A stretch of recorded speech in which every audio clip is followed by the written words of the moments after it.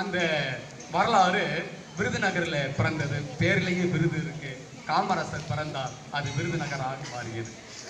அந்த காமராசருடைய ஆரம்ப கால வாழ்க்கையை நாம் பார்த்தோம் என்றால் நல்ல ஒரு படிப்பினையை நாம் புரிந்து கொள்ளலாம். காமராசர் வாழ்ந்த பொழுது நம்முடைய நாடு அடிமைப்பட்டு கிடந்தது. ஆங்கிலேயர்களால் நம்முடைய நாடு ஆளப்பட்டது. சொந்த தேசத்து மக்களாகிய நாம் அடிமைகளாக வாழ்ந்து கொண்டிருந்தோம். ஆகவே மகாத்மா காந்தியடிகளுடைய தலைமையிலே மிகப்பெரிய விடுதலை போராட்டம் வெடிக்கிறது.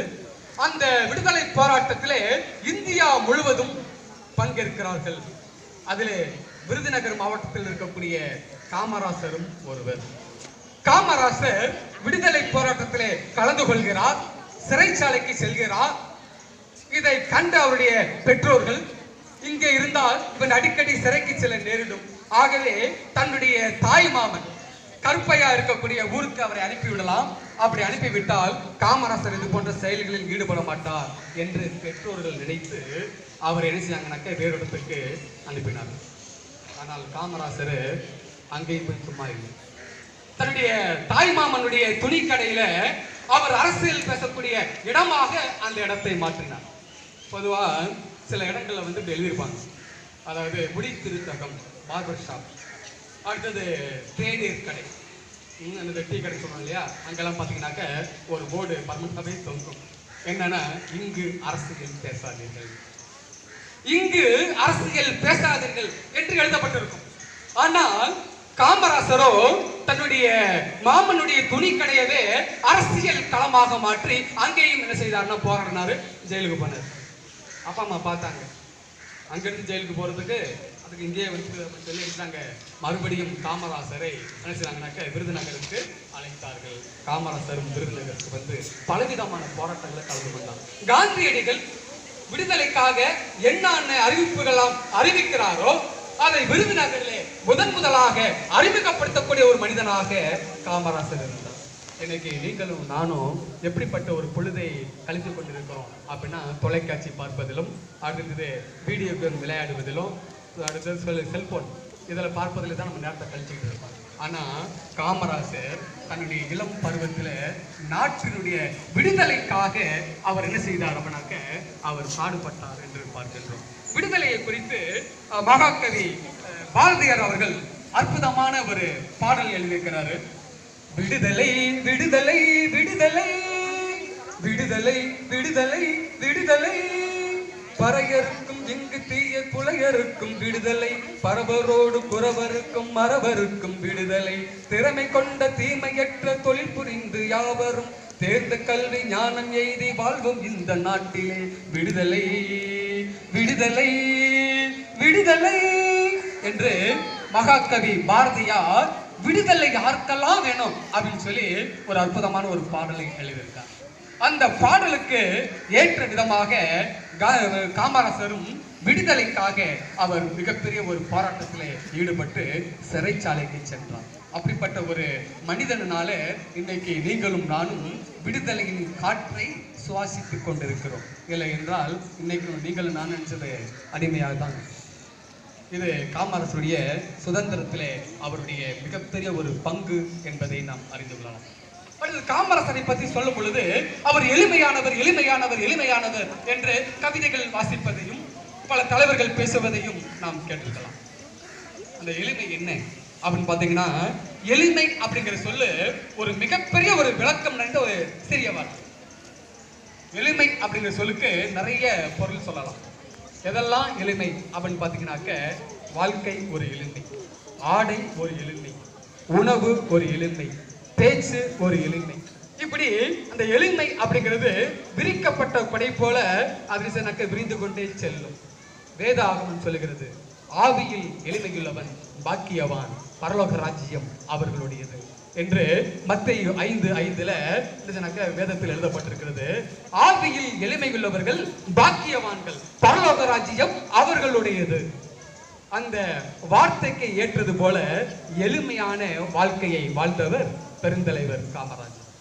என்ன எளிமையான வாழ்க்கை என்பதை குறித்து ஒரு 2-3 சம்பவங்களை இந்த நேரத்தில் உலகத்தில் பகிர்ந்து நான் விடைபெற விரும்புகிறேன்.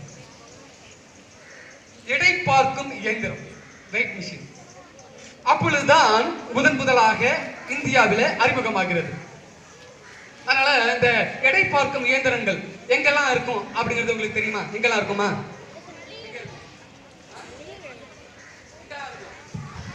கடையிலையா? சரி. தொடர் வண்டி நிலையம், ரயில்வே ஸ்டேஷன், விமான நிலையம், ஏர்போர்ட், இங்கெல்லாம் என்ன செய்யனாக்க, அப்புறம் பேருந்து நிலையம், பஸ் ஸ்டாண்ட், இங்கெல்லாம் என்ன செய்யறாங்க, எடை பார்க்கக்கூடிய இயந்திரத்தை வச்சிருப்பாங்க. அது புதிதாக வந்ததுனால எல்லா தலைவர்களுக்கும் ஒரு ஆர்வம். நேருவோட பல தலைவர்கள் இருக்கிறாங்க, எல்லாரும் சொல்றாங்க எடை மிஷின்ல ஏறிட்டு அந்த நட்சத்திரத்துடைய எடையை பார்க்கிறாங்க. அதுல ஒரு அட்டை மாதிரி ஒண்ணு வரும், அதுல பல விதமான வார்த்தைகள் இருக்கும். அதெல்லாம் நம்ம உண்மை நம்பிடக்கூடாது. இன்றைக்கு உங்களுக்கு துக்கமா இருக்கணும்னு அது போட்டிருக்கும், அதை பார்த்து நம்ம அழுதுருவோம். அது உண்மை இல்லை. ஏன்னா அதுக்கு ஒரு சம்பவம் சொல்றேன். ஒருத்தர் ஒரே ஒரு ஆளு, குண்டான ஒரு ஆளு ஏறி நின்றார். உடனே ஒரு டோக்கன் வந்துச்சு, அது என்ன வச்சுனாக்க கும்பலாக நிற்காதீர்கள். அப்ப அது உண்மையா? அது உண்மையா? இல்ல. அதனால சரி, சில பேர் அந்த எடை பார்க்கும் பொழுது அதுல இந்த மாதிரி வார்த்தைகள் வரும், அதை பார்த்துட்டு சரி நல்லா இருந்தா சந்தோஷமா இருப்போம், வேற மாதிரி வந்துட்டாக்கா அழுதுகிட்டு இருப்போம். அதுக்கு நினைச்சது நம்பக்கூடாது அப்படிங்கிறதுக்காக ஒரு காரியம். அப்போ எல்லாரும் என்ன செய்றாங்கனாக்கா இந்த எடை இயந்திரத்தில் ஏறி நின்று எடை பார்க்குறாங்க. அல்லது எல்லாரும் ஒருத்தர் இன்னைக்கு இவ்வளவு எடை, நான் இவ்வளவு அப்படி பேசிக்கிட்டு இருக்கிறாங்க. காமராசர் மட்டும் ஓரமாக ஒதுங்கி நிற்கிறாரு. உடனே நேரு பார்க்குறாரு, ஐயா வாங்க நீங்களும் வந்துருச்சீங்க, இந்த இயந்திரத்துல ஏறி நின்று உங்களுடைய எடையின் அளவை பாருங்கள் அப்படின்னு சொன்ன உடனே காமராசர் சொன்னாரு, இல்ல வேண்டாம், இல்ல வேண்டாம், இல்ல வேண்டாம் அப்படின்ட்டார். எல்லா தலைவர்களுக்கும் ஒரே ஆச்சரியம். ஏன்னா நேரு மிகப்பெரிய ஒரு தலைவர், பிரதமர். அவர் சொல்லியே இவர் என்ன கேட்க மாட்டேங்கிறாரு அப்படின்னு சொல்லி மற்ற தலைவர்களுக்கெல்லாம் ஆச்சரியம். நேரு படித்த மேதாவி இல்லையா, அவர் புரிஞ்சுக்கிட்டார். உடனே காமராசரை பார்த்து கூப்பிடுறாரு, காமராசரு நீங்க எடை மிஷின்ல ஏறி நில்லுங்க, நான் காசு போடுறேன் அப்படின்னு. அப்பா ரொம்ப சரின்னு வந்து ஏறிட்டார். அப்ப பாருங்க, பாக்கெட்டில் அதிகமான பணம் கூட இல்லாத ஒரு எளிய வாழ்க்கை வாழ்ந்தது தான் இந்த பெருந்தலைவர் காமராஜர். பாக்கெட்ல வச்சதுனாக்க பணமே அதிகமா இருக்காது. அந்த அளவுக்கு ஒரு எளிமையான ஒரு தொண்டனாக வாழ்ந்தவர் தான் இந்த தலைவர். அதன் பிறகு இன்னொரு எளிய வாழ்க்கை. காமராஜர் ஒரு கட்சிக்காரருடைய திருமண நிகழ்ச்சிக்காக கார்ல போயிட்டு இருக்காரு. முதல்வர் ஆகிட்டாரு, கார்ல போயிட்டு இருக்காரு. நீங்க பார்த்திருப்பீங்க, முதல் வாரத்துக்கு முன்னாடி ஒரு சிவப்பு கடல்ல கொண்ட அப்படி சத்தத்தோட ஒரு வண்டி போற பார்த்துருக்கீங்களா? எத்தனை பேர் பார்த்துருக்கீங்க? எல்லாரும் பார்த்துருப்போம். நம்ம தமிழ்நாடு தஞ்சாவூர்ல இருக்கோம், நல்ல பெரிய தலைவர்கள் அங்க வருவாங்க, பார்த்துருப்போம் இல்லையா? அந்த வாகனம் தான் முதல்ல முன்னாடி செல்லும். இந்த மாதிரி போய்கிட்டே இருக்குது. காமராசர் நினைச்சாரு, பாக்குறாரு, உடனே வண்டியை நிப்பாட்டுறாரு, அந்த வண்டி நின்றுச்சு. இது காமராசர் வண்டி கிளம்புது, உடனே அந்த வண்டியும் கிளம்புது. அப்போ பிடிச்சிக்கிட்டாரு, நமக்கு தான் முன்னாடி தான் போகுது அப்படின்னு வண்டியை நிப்பாட்டிட்டு அவர் கூப்பிடு அப்படின்னு சொல்றாங்க. உடனே காமராஜருடைய டிரைவர் ஓடி போய் அந்த காவலர் வண்டியில் இருக்கக்கூடியவங்களை கூப்பிடுறாரு, ஐயா கூப்பிட்டு வாங்க அப்படின்னு. வந்து என்னங்க ஏன்னு கேட்குறாரு. இது என்ன முன்னாடி எனக்கு சங்கு ஊதிக்கிட்டு போற, எனக்கு செத்தது மாதிரியே இருக்கு.